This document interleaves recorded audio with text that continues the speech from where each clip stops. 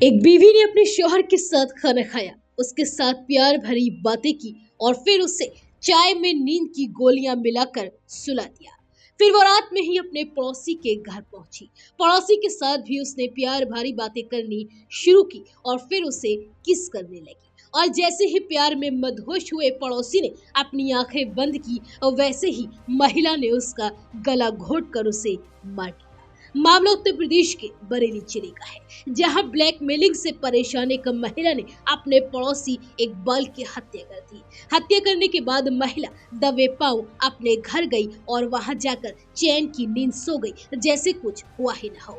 अगले दिन जब इकबाल का शव मिला तो हड़कंप मच गया। पहले तो आरोपी महिला ने पुलिस को गुमराह करने की कोशिश की, लेकिन बाद में उसने अपना जुर्म कबूल कर लिया। दरअसल पूरा मामला बरेली के थाना भोजीपुरा क्षेत्र का है, जहां रुबीना नाम की महिला अपने पति को घर में सुलाकर अपने पड़ोसी इकबाल के घर पहुंच गई। वह इकबाल रुबीना को जबरन संबंध बनाने के लिए मजबूर करने लगा। वह रुबीना के करीब आ गया और इसी दौरान रुबीना ने मौका पाकर इकबाल का गला घोट दिया और हत्या करने के बाद उसके शव को सीढ़ियों पर छोड़कर अपने घर जाकर सो गई। रुबीना ने पुलिस को बताया कि वह इकबाल की ब्लैकमेलिंग से तंग आ चुकी थी।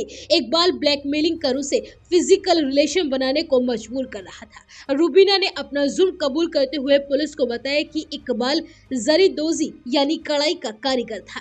वो उसके गांव में आता जाता रहता था। इस दौरान उससे जान पहचान हो गई, एक दूसरे का नंबर ले लिया, फोन पर बातें होने लगी और बातों बातों में इकबाल ने उसे फंसा लिया, लेकिन उसने जल्द ही इकबाल से बातचीत करने से इनकार कर दिया। जिसके बाद इकबाल ने कहा कि उसके पास कॉल रिकॉर्डिंग है और वह मेरा घर बर्बाद कर देगा। रुबीना ने आगे बताया कि मेरे छोटे बच्चे हैं, इस वजह से मैंने इकबाल के जुल्म को सहन किया। उसने कई बार संबंध बनाने के लिए ब्लैकमेल किया, लेकिन अब मैं तंग आ चुकी थी। ऐसे में इकबाल की हत्या या खुद की जान देने का मैंने फैसला कर लिया। बुधवार को इकबाल अपनी पत्नी को मायके छोड़ने गया था।